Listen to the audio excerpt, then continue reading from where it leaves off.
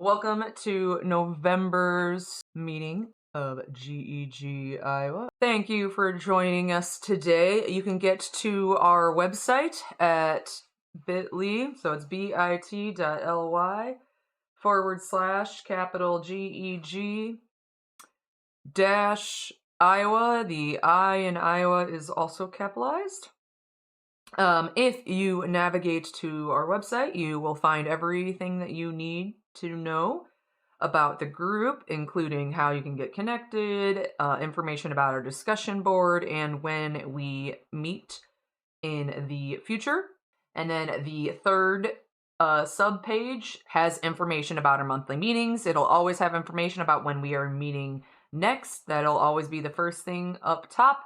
And then there is information about how you can get to our live stream, which is right there, and our agenda, which we are going to be focusing on the agenda for the rest of the meeting. So if you click on the agenda link, it'll take you there. You just click on that and it will take you to our monthly meeting document. So this is our monthly meetings document.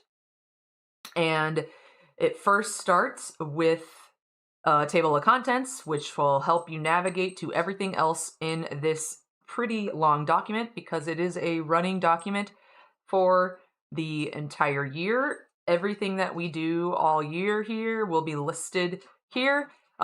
Everything we did last year for last year's meetings is under GEG Iowa Monthly Meetings Agenda 23-24. So if you click on this, it'll take you down here, which will then take you to last year's agenda, and you can get to all the resources that were shared last year. So that is a little bit about this. And then you can explore these other links from the agenda at your own time. But essentially, the first section is ways that you can connect with us, including my email and other stuff like that. There's information about the live link again and our YouTube channel, all of that.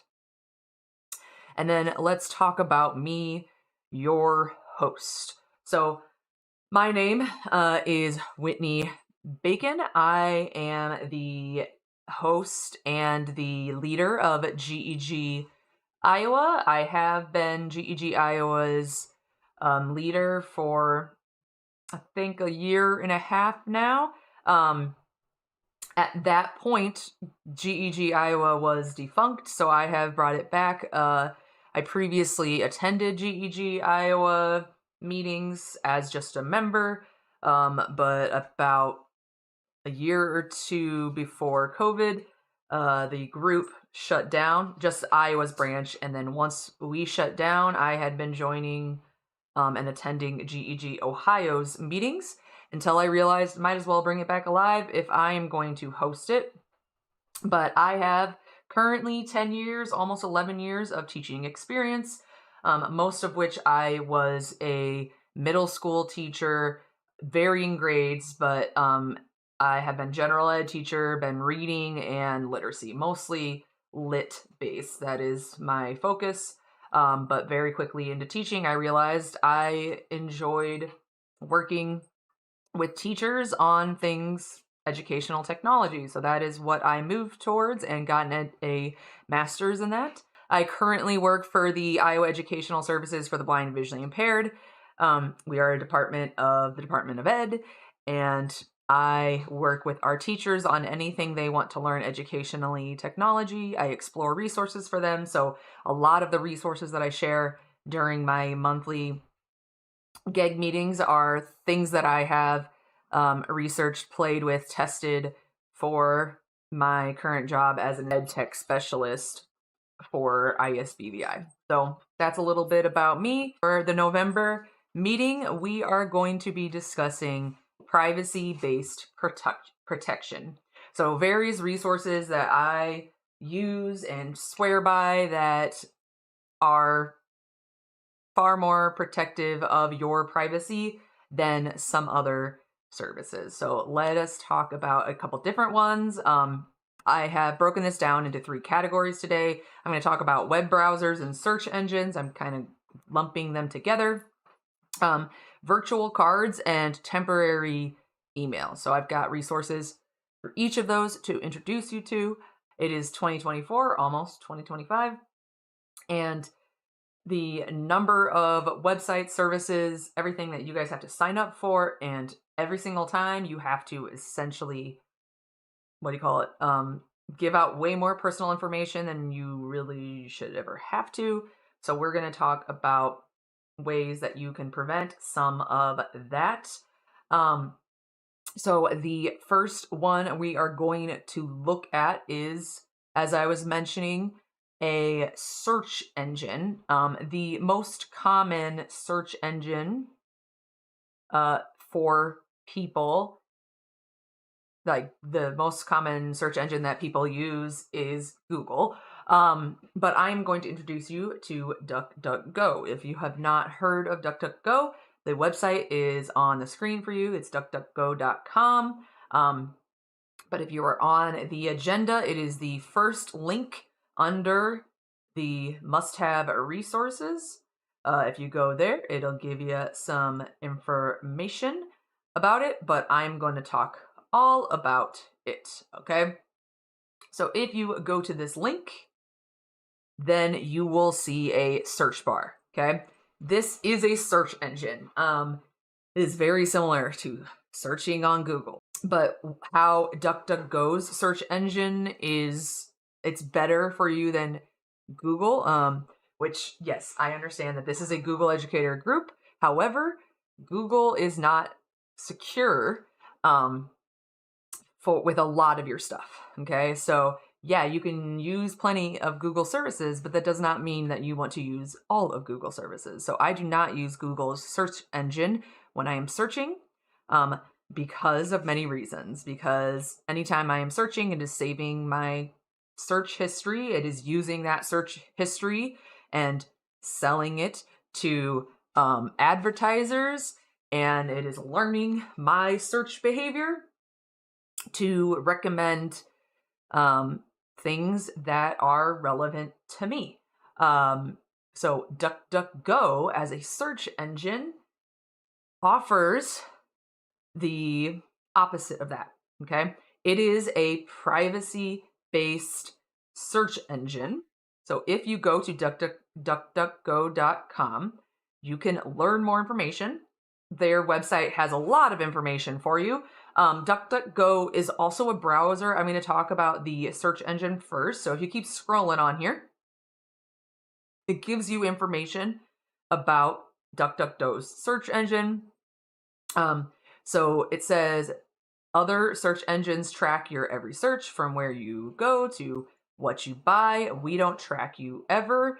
So essentially, what sets DuckDuckGo's search engine apart, their main benefits is that it does not track, store, or sell your data to third parties.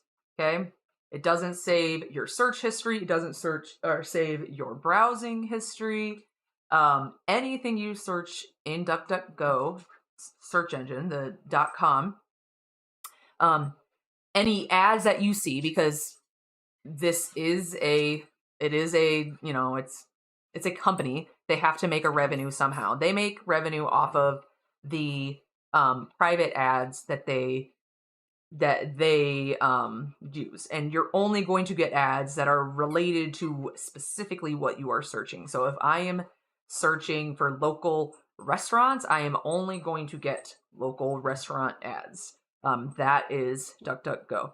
And as soon as I am done with that, DuckDuckGo does not store that information. So if I return and I'm searching, it is not going to serve me ads for restaurants ever again unless I search about restaurants. So that is where DuckDuckGo really shines.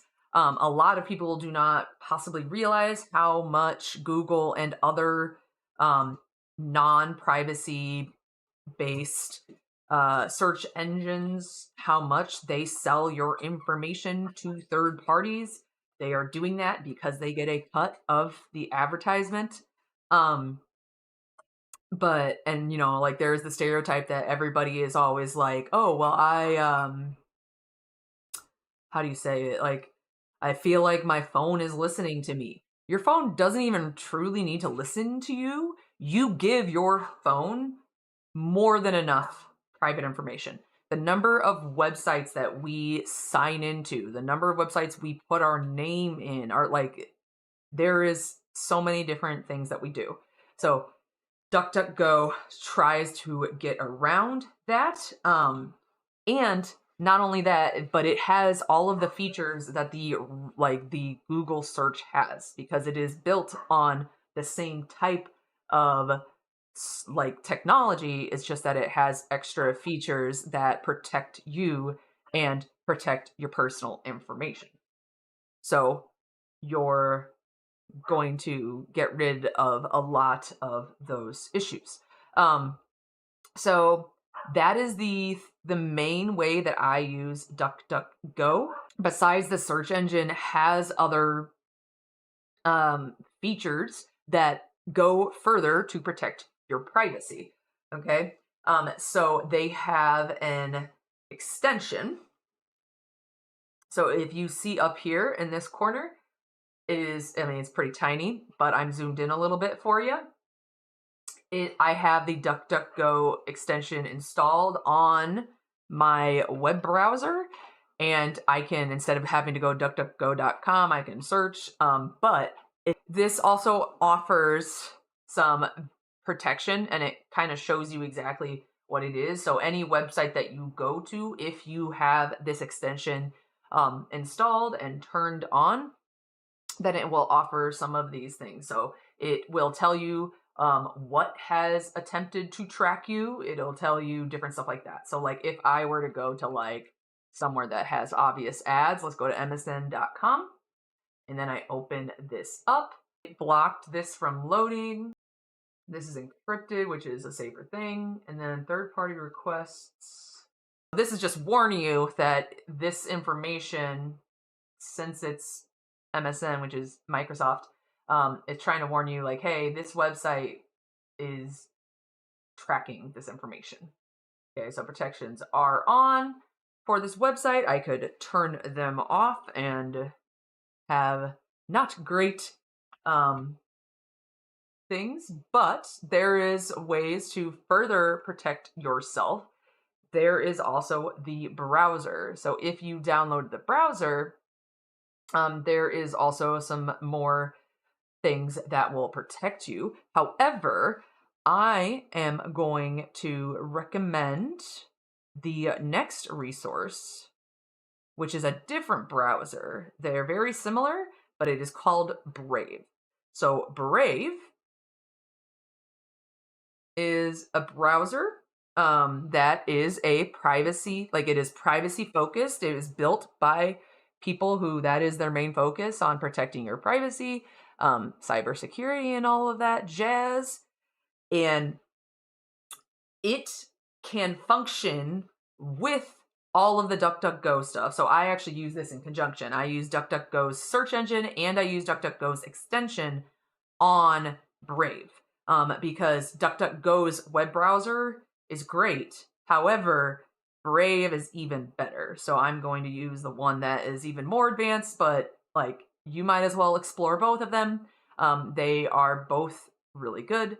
The reason that Brave is also like really good is that it literally has side by side comparisons on all of the main other contenders. So like I can look at what Brave has security wise, privacy wise, and see how it measures up to Edge. So if I click on that, it will literally show me exactly what features this says. Okay, so which one is more private? Is Brave more private than Edge? And then it tells me the things that Edge does that is privacy based, and it tells me the things that Brave does. And then it gives me some information, and then it also has, does Brave have more features? So like it is a like things are a compromise, so it's like, do you get everything like on both sides? Okay. So I can see on on Brave, I get all of these things. One of them that you guys will possibly really like is that it automatically blocks YouTube ads for you, which is really awesome.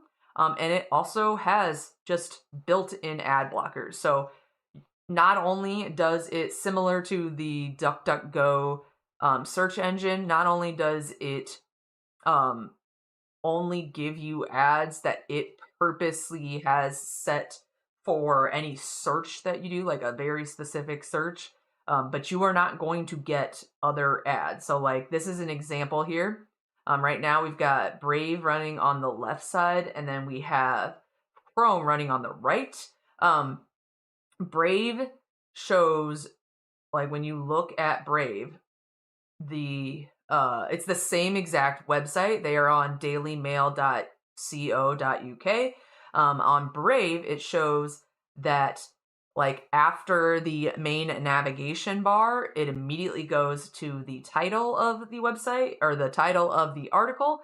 Whereas on Chrome, we have some ads above it. Okay, we've got 2 ads, and then we also have an ad to the right of the website. That is not there in Brave. Brave automatically cuts that out. And the really nice thing about Brave too is that you don't have to like go into the settings and enable these things. These are just an automatic default set for Brave. So you get it by installing Brave. So that is a little bit about that. Another real big one that a lot of people compare it to is Firefox. Okay, it's got information about Firefox here for you. You may not understand a lot of this information, but another really cool thing about Brave is that it has a built-in AI assistant, which is literally just in the browser window. So at any point, if I want to ask questions about what is whatever, like say I'm like, what does this mean? I'm going to highlight it, right click, and then I'm going to ask it, which it's called Leo in Brave. But I'm like, okay, I want it to explain what that is. So it is going to explain it to me. If I still don't understand it, right now, this is way too much information. I'm going to be like, okay, now let's, what do you call it? Condense that to one paragraph. How about that? One paragraph tops. Okay. So now it's going to do that again. Okay, part of web page's code that filters data based on user input. Okay, but yeah, so possibly doesn't mean too much to you, but just it is worth checking out. It is worth checking out what Brave does and compare it to what some of these other main web browsers do. So that is that one. Oh, and I didn't realize you could do this for different websites. So this says it for all recipes. Oh, I didn't realize there was this part either. Oh my lord, that is cool. Yeah, so this shows you on this it's the same exact website on Brave. This is what it looks like. On Firefox, this is what it looks like. We've got ad up there. And then here we go. All that's gone. The space for the ads are still there because you have to have that. But it does not do that with the other ones. So let me see if I can do that with this. Okay. There we go. So that is the difference on Daily Mail between, we're looking at Edge right now and Brave. So look at all of that it cuts out. Yeah, so it cuts out ads over here. Yeah, absolutely insane. Let's look at YouTube. Okay, so YouTube, the main thing it's showing us is that like on Edge, you have to watch the ad. On Brave, it automatically skips the ad.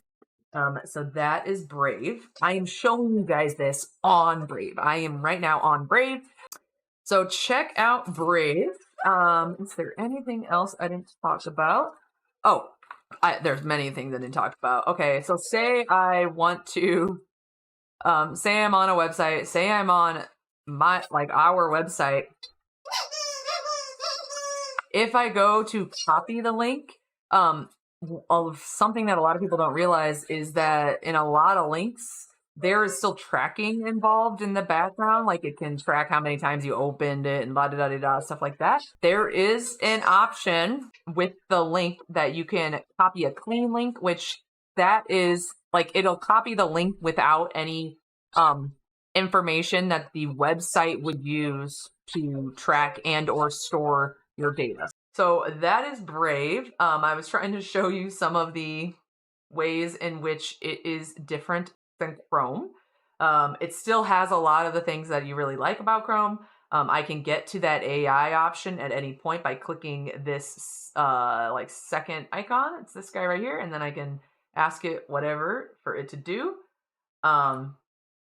Which I can also tell it to like grab information from the page's contents, so it can read whatever web page I am on at that exact moment. Up here we also have, this is the, oh, that's the wallet. So if I want to save anything digitally, like credit cards and stuff like that, which I use a password manager, so I'm not going to use that. I can hide any of these. Then we've got this, which is the side panel, which not only can I pull up the AI, but I can pull, seriously, I can pull up my bookmarks. I can pull up my reading list. So all of that is very similar to Chrome.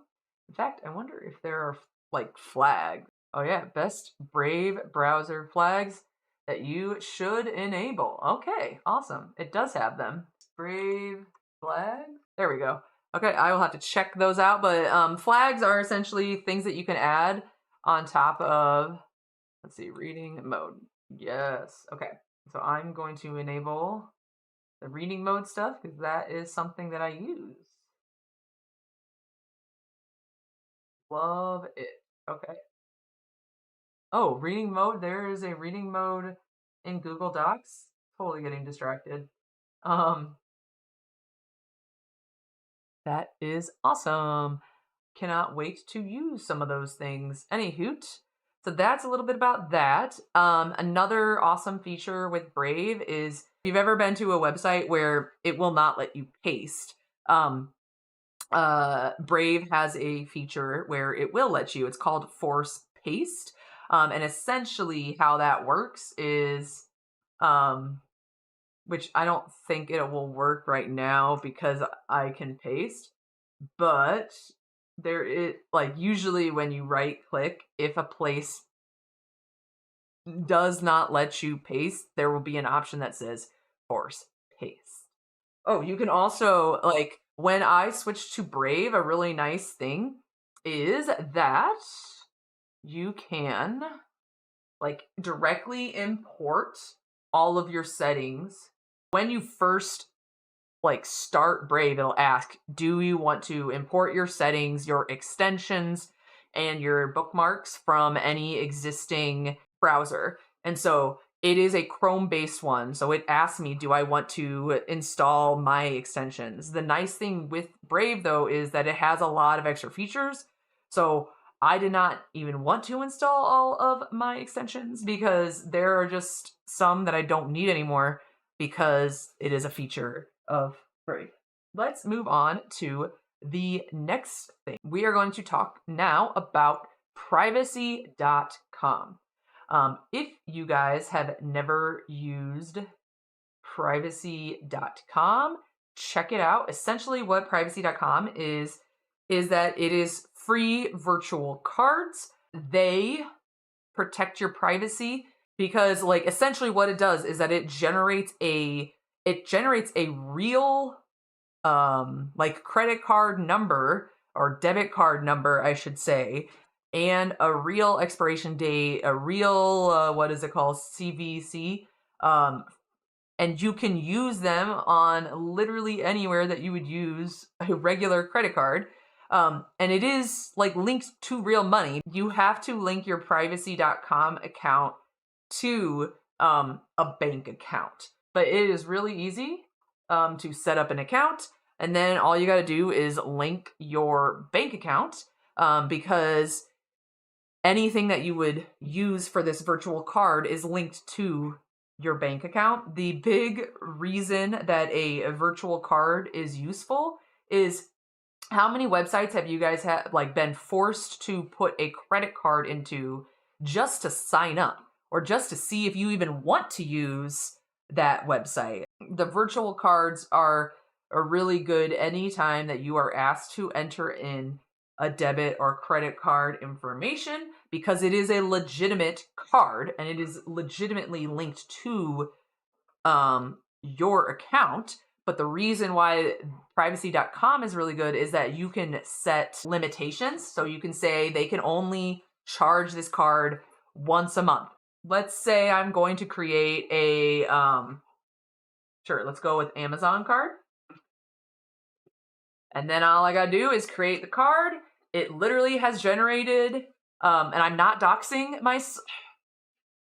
Hold on, I really gotta go do something with this dog. I'm gonna go let him outside because he is hurting me. Okay, so that's your jam, and essentially it is just a bonus game, and I always like to leave every meeting with some kind of bonus enrichment game, just because why not? It's fun. You can also, like, if you got 5 minutes to kill with your students, you can try it out. So essentially how this one works is that we are we're competing to try to type all of the lyrics before the time runs out. So as soon as I start typing, it is going to start counting down. So I am going to do Back to December by T Swift. So let me try to think of how this starts.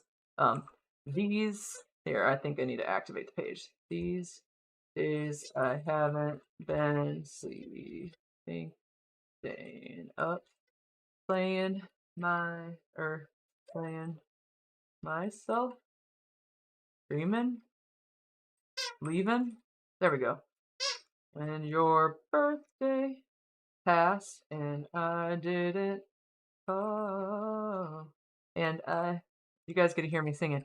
And I think of that summer, all the beautiful times I watched you laughing from the passenger side.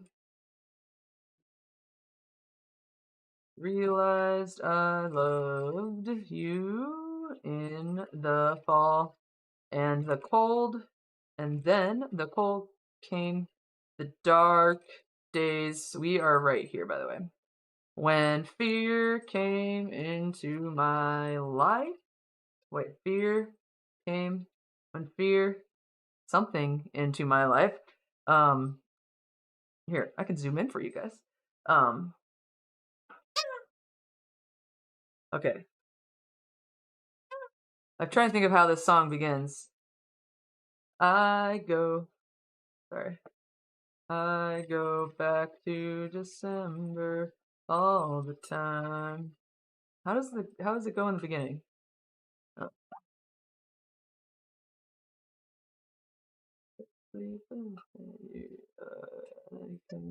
The dark days when fear crept into my life. You gave me all your love, and all I gave you was goodbye. Or sorry, goodbye. Goodbye.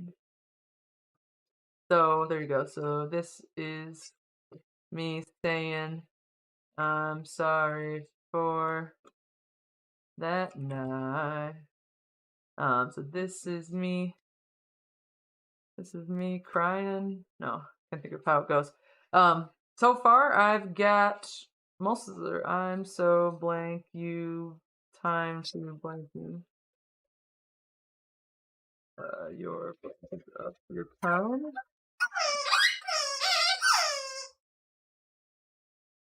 So there you go.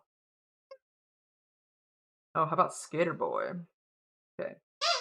She was a skater boy. Boy. She said, see you later, boy. I'll be backstage after the show. be at the studio, still singing the song he wrote about a girl he used to know. Oh, that's the kind of end. That's the end. He was a, or it was like, what is it? He was a boy, she was a girl. Can I make it any more obvious? We are in love. Haven't you heard how we rock each other's world? That's like the end. He was a punk. He was a punk. She did ballet. That's what it is. What more can I say? Anyway, that's your jam.com. So that means we end each session just by looking at upcoming events. Our next meeting is on December 18th at 7 p.m. And the meeting after that is January 15th. So that is our information. I will see you guys on December 18th. I know that we will be kind of busy next month. The dogs are again being annoying, so I gotta go deal with them. But I will see you on December 18th.